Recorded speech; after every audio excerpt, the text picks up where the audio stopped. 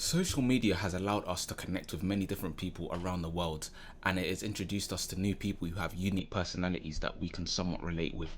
But along with that has included some problems where it introduced us to people where they think that because they have a lot of following, their opinion matters.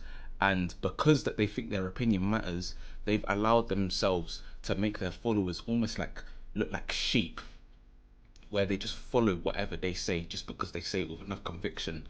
And I will say I'm a victim of this because with social media, especially with when TikTok came around, um, I would say a lot of people's beliefs were being pushed on to the TikTok algorithm because of the way it's built.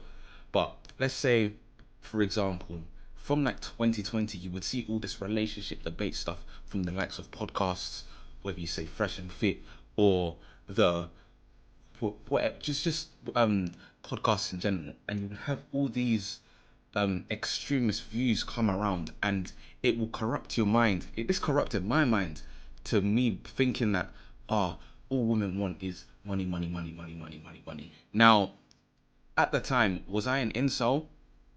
I didn't hate women, but I was also a virgin as well. I still am, but I choose to be one. I've always chosen to be an incel. Now, this may be giving me excuses, but I know what I want for myself, and I know that going down certain avenues in life will just lead to destruction. So, although I have stayed, although I've been on this path and I've been diverted into different areas because of people's beliefs, I know where I'm at now and I need to continue on this path.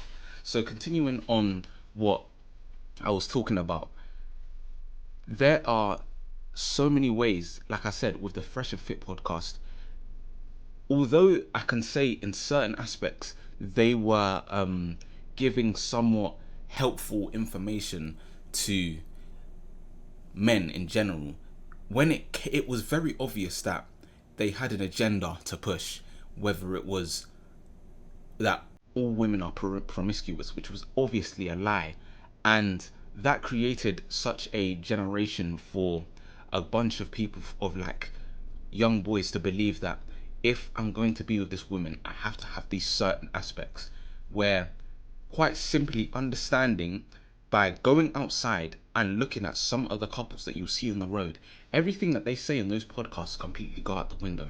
And that was something that I kind of had to go through for a couple months, because before then I never had an insecurity about being tall. It never even crossed a part from my mind. Now, no one knows, but I'm 5'7", and that is probably what is considered short in social media. And now I've come to accept my height. I am fine with it.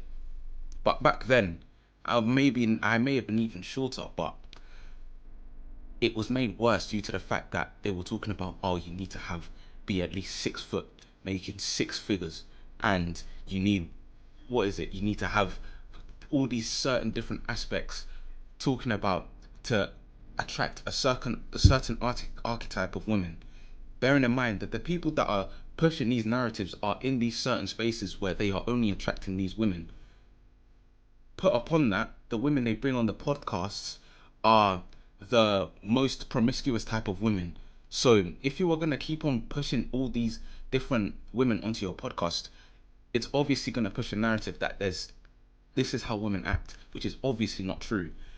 But you've got to understand, like I said in earlier videos, a lot of people are gullible, and I may have been a victim to it, but I've been able to get myself out of it. A lot of people are still in that bubble of understanding that women, of thinking that women are of certain archetype, and anything else is just wrong, and it is really ruining their potential relationships that come forward. And as much as I would not be the person to be like, oh, you should be like this, because who am I to judge? I am not perfect. I am not someone who the world should look up to. But sometimes I question, how is it that you can see all these influencers that are pushing all these narratives, and then you see what is going on behind the scenes in their life, and you're like, yeah, this person, what they're saying is best for me.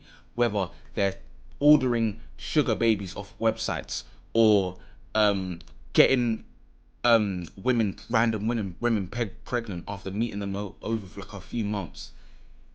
You can't just sit there, look at the way they're living their life, who they don't practice what they preach, and just be like, yeah, these people have their best intentions for me.